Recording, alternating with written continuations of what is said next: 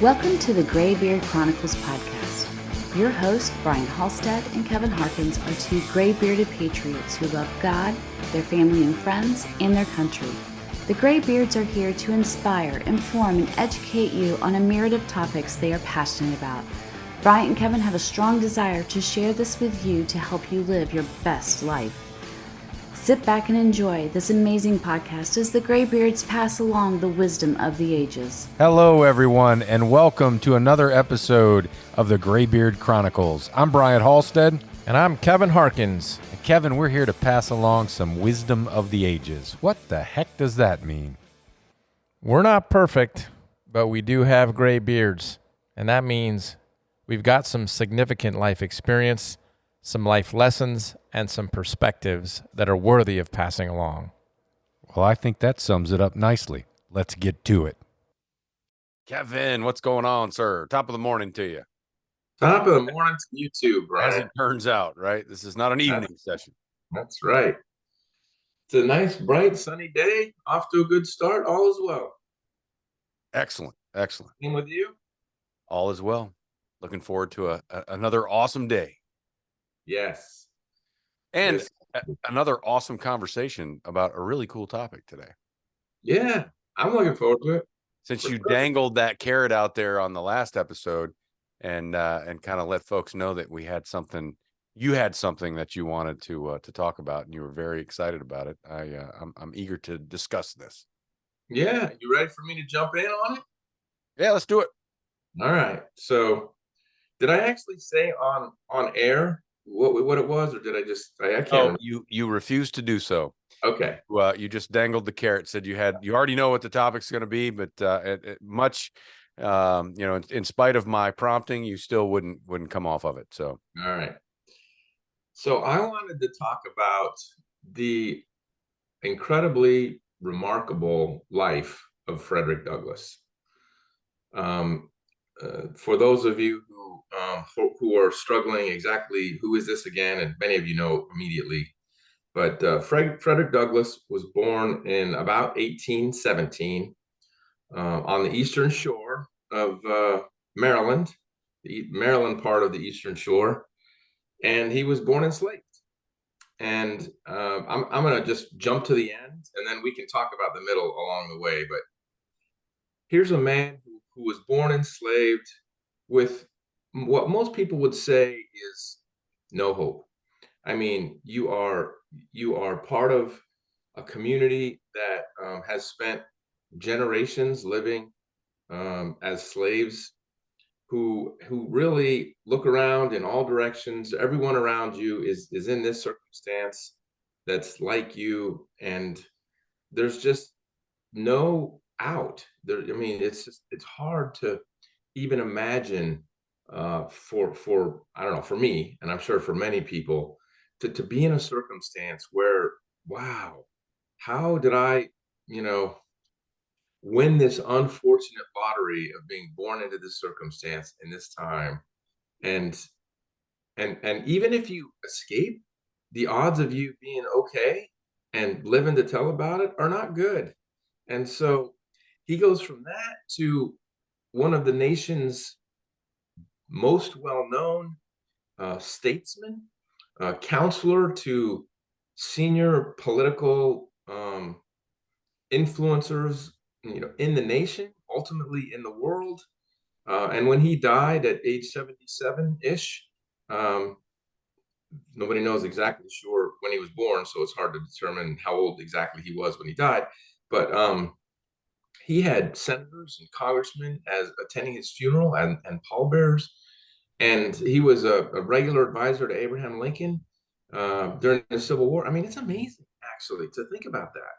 And that story is remarkable. And there's so many instances in his life where it was, he was making decisions that were literally life and death.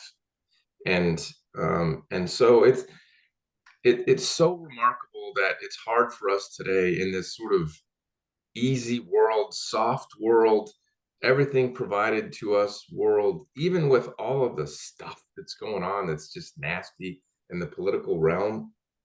we have it so good. We really do, Brian. We have it so good. And so anyway, that's just a quick opening salvo, and I'll get into some of the specific parts of his life where I wanted to remark on, but I'll just let you react to that. Well, the first thing I'd say is if we stopped right now and didn't say anything more about him, I think that was an outstanding summary. Oh, And really, kind of, I think would it cause others to be intrigued and want to learn more and go out and seek additional information about this incredibly amazing man who, to your point, was born into a situation that many people could never see the light of a different possibility. mhm. And he did, right? He at some point the window cracked open and the sun started shining in there and caused him to think, hey, this can be different. And the thing that was key for me is really what it was that caused this shift in his mind, and it all had to do reading You and bet. You learning. bet. It was the lack of reading and the intentional withholding of education that the white masters used to keep these folks enslaved, Hmm. for fear that if they learned new information, they were taught to read, that it would cause them to break free of their freedoms and realize that there's greater possibility out there. And ultimately, that's exactly what happened to Frederick Douglass. And it is just, it opened up a complete new world for him, created a drive and a desire for freedom that while it might have been there, initially, this just kind of, put fuel on the fire. And, Yeah. it caused me to think about how many, I know this, you might initially think this is a stretch, but not so much in my mind.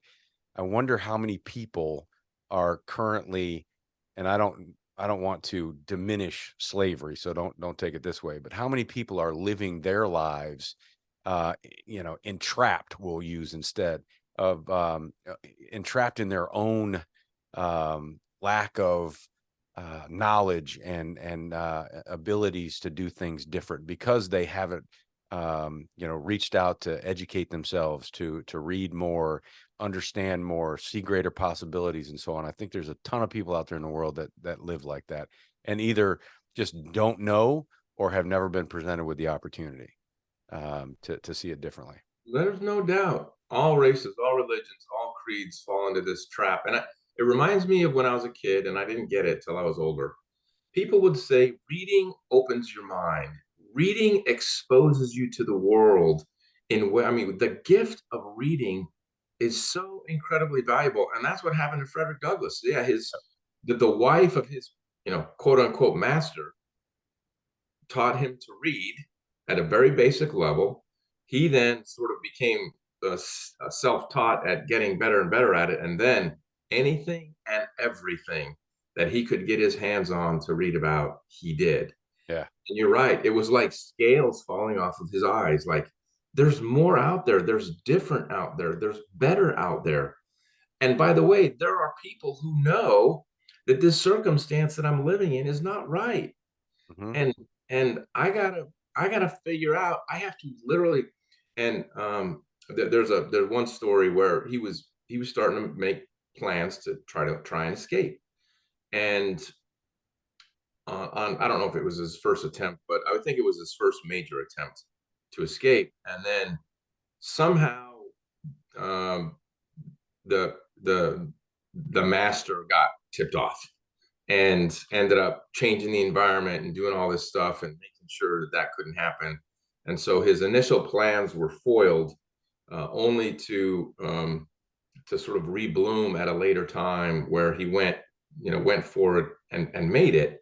But I mean, this was literally a circumstance where you get caught by the wrong person, you're dead on the spot. I mean, this is life or death. And you get to the point in your life where you're like, I would rather die than be here. And I mean, that's a powerful, powerful place to be in your life when you get there. And he did it. And one of the things that I really grew to respect him even more is that when people asked him how did you escape? Tell us the routes, the methods, the waterways, How did you escape? He would not reveal it. He did not tell No, anybody. no, absolutely not. Right? Why do that? Ruin the possibility for somebody else, right? Absolutely. Yeah. Absolutely. Instead of sort of being the braggart and telling you this is how I did it and look how good I am, it was nope, I ain't telling you a word how Right. I did it. And it's remarkable. And so once he got out, and there's another story where he in his I read his autobiography. This is what got me going on him. Right. And um he was being beaten on a regular basis for just stupid stuff that was not intended to do nothing more than remind him of who the boss was. That kind of stuff. I mean, Yeah, well, the way I read it was he was actually shipped to a guy who was that was his role, right? Was to break these folks that were bucking up to their masters. right. And, he was having some of those situations with his master where he was challenging the authority, and so he shipped him off to this guy to break his spirit, basically. Yeah, and then the one story where it happened and he just something clicked in his brain and he went and just grabbed the guy by the neck. Did you read that part of that story? Mhm.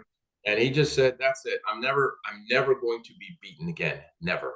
And he knows when I do this, when I take this action and attack this white man, Right. this could be the end for me. Right. And he does, and he grabs him by the neck, and there's this standoff, that he's holding him, and he could kill him, but he doesn't. And from that moment on, everything changed. Yeah, that was a tipping point for him, no doubt. Not only did he put everything on the line, it just refueled his desire, rekindled the interest in seeking freedom and understanding the importance thereof, and just kind of made him shift into a higher gear, if you will. Yeah, yeah. So then he's up in the various places in the Northeast, but ultimately he, like a lot of enslaved people who got free decide, thank God I'm out. Now I'm just going to go live a quiet life. I'm not going to bother anybody. I'm not going to rock the boat. I'm not going to, I'm not going to draw more attention to myself. Right. I'm just going to kind of live a quiet, peaceful life somewhere where I can enjoy the rest of my life. Not Frederick Douglass, man. Nope. He started reading more. He started writing. He started talking. He started attending gatherings. He started organizing gatherings. He Right. started, all of this sort of, I see this incredible wrong that's going on. I cannot sit quietly and watch it happen. I gotta change the world. I have to. So think about that too, and then I'll stop. One person makes up his mind to do something, and literally changes the trajectory of the nation. Yeah, and that's exactly what it is. He changed the trajectory because I've watched different videos and read some things, and people say, he changed history. No, he didn't. He because he couldn't change history. You can't change history. What he did was he wrote his own history, Right. and he created a world that was on a different trajectory than what the current one in front of him was. Right. And we're better today as a result. And it's just amazing to think about the influence that he had because of his incredible ability as an orator. I mean, it just became very well known. The emotional speeches that he could deliver that folks would connect with. It changed people's minds, and you change your mind, you'll change your world, right? And they saw new possibilities. And yeah, it's amazing to think about. And one of the things that you talk about, the scales falling off your eyes, right? So I had a little bit of that experience doing the research on this because I didn't I guess I really didn't fully understand the meaning of Juneteenth, right? Yeah. Right. And while going through this and learning about him in more depth, I came across this story about his invitation to deliver a speech on the 5th of July in I think it was 1852, and it was interesting because he basically the whole premise was what does the 4th of July mean to me as a slave, or us as a slave. Right. um, and it was really, it was a kind of in your face why are you even asking me to speak about this? Because what your 4th of July, and I saw the title and it kind of piqued my interest, right? So, Yeah. having been born on the 4th of July Right. understanding the significance of that just personally, but also as our nation and the birth of our nation, I was intrigued by this title. So I looked a little bit further, and it was a wow moment for me to listen to this and hear about what he said during that speech. And ultimately what he was saying was, you know, it's kind of ironic that you asked me to speak this day, right? Because what your 4th of July means to me is it's just an absolute mockery and complete hypocrisy when it comes to freedoms, right? Because everything that you're celebrating today doesn't apply to me Right. and my people, Right. people of color. And that was kind of a light switch came on for me. I'm like, okay, now I understand more now. I understand the importance of Juneteenth, which is the equivalent for colored people, African American people in our country, because that's when they officially got the same freedoms that the rest of us got on the 4th of July when we declared our independence, right? So it was a bit of an eye opener. I thought that You're was right. And it's just it's just one amazing sort of event after another in his life. And the thing is, you think you go up to, where slaves are free up in the Northeast US, but the truth is there's a whole bunch of people up there who aren't digging this whole thing either. right. And so it's not like it's smooth sailing, because he is rocking the boat and he is pointing out this hypocrisy that you're talking about. Right. And so it's not like everybody in the Northeast were saints and on board. There weren't. I mean, collectively, the majority of the people were, but there were, Right. all it takes is one, right? And so he continued to press on in spite of that pressure. But for me, here's one of the biggest takeaways that I think people ought to think about. If you are in a circumstance where you think there's just no hope, like there's no where how on earth do I get out of this circumstance, whatever this circumstance is in your life, you bring it back to today and bring it back to your own personal circumstance. And there's just no hope. There's just no way I can get out of this. Oh my goodness. There are people who have done things with no hope, quote unquote, to change the world. And just remember that there's always hope. As long as you have a brain and you can think, there's hope. There has to be. And can't underestimate the power of just one person. that's right. Yeah. Read this story. That what Yeah. just one man did. It's pretty damn incredible when you think about it. Pretty damn incredible. So there you go. Yeah, I think it's worth everybody taking a minute to just stop and think and reflect and go, wow, I guess I don't have it so bad. And I really don't. I'm not saying you don't try to make things better and make your life better and make your circumstance better and honestly make the country better. All of that is important. But when you're down and out, and feel like there is no light in any direction in any tunnel, it's just not true.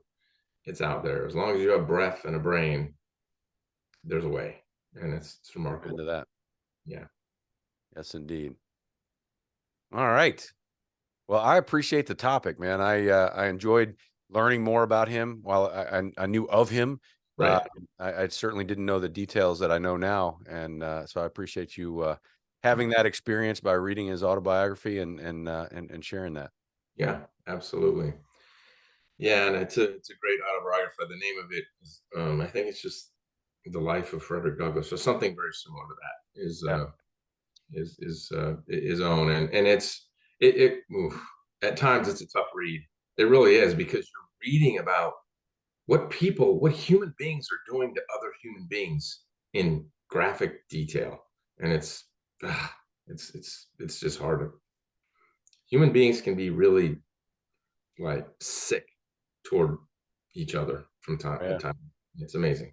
So there you go. All You know, right. Well, there's a good way to cap that off, right? That's yeah, you're right though. Unfortunately, that's the sad but true fact of the situation. Yeah. Yeah.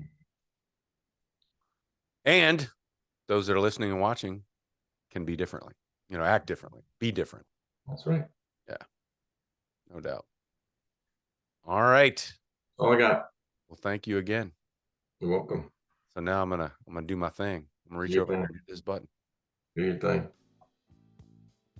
and say something like this. No matter who you are, where you are, what you're doing, make sure between this podcast and the next, you take time To enjoy the ride. Thank you for listening to this episode of the Graybeard Chronicles. Please subscribe so you'll receive notification when new episodes are available. To learn more about the Graybeards, visit their website, graybeardchronicles.com.